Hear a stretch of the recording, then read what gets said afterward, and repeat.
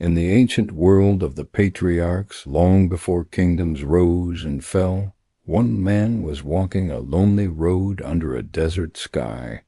His name was Jacob, the son of Isaac and grandson of Abraham. Jacob was traveling north, leaving his home in Beersheba and heading toward Haran. The journey was long, stretching across rugged land, dry wind, and empty plains.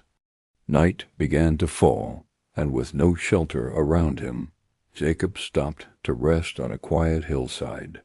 The sky grew dark, and the stars appeared one by one, thousands of lights scattered above the silent land.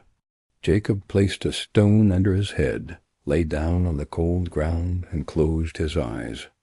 And there, in that stillness, something extraordinary happened, something that would become one of the most iconic visions in all of Scripture. Jacob saw a ladder set upon the earth, reaching all the way into the heavens. Its top disappeared into brilliant light. Angels of God were ascending and descending on it, moving between earth and heaven in perfect order, a living connection between the human world and the divine. It was a moment that revealed the unseen reality of God as presence and his ongoing work in the world.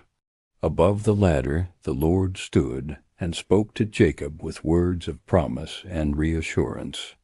The Lord affirmed that he was the God of Abraham and Isaac, and he repeated the covenant that had been given to Jacob as ancestors. The land on which Jacob rested would one day belong to him and to his descendants. His family would become numerous, like the dust of the earth, spreading to the west and east, to the north and south. And through his lineage, all the families of the earth would be blessed. Then the Lord made a personal promise that Jacob would not walk alone. Wherever he traveled, God would be with him. He would protect him, guide him, and return him safely to the land of his fathers. Nothing that God had spoken would remain undone. When Jacob awoke, the night was still around him, but the place no longer felt ordinary. The ground beneath him seemed sacred. Scripture says Jacob recognized that this was none other than the house of God and the gate of heaven. The lonely hillside had become a holy moment, an encounter that would shape the rest of his life. At dawn, Jacob took the stone he had used as a pillow, set it upright, and anointed it with oil. He named the place Bethel, meaning house of God. This act became a marker of covenant, memory, and devotion, a reminder that even in unexpected places, God reveals himself and his plan.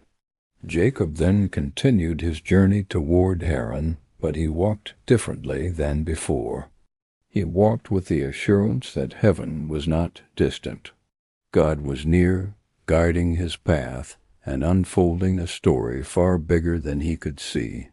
The vision of the ladder rising from earth to heaven became a symbol of God's presence, his promises, and his faithfulness across generations.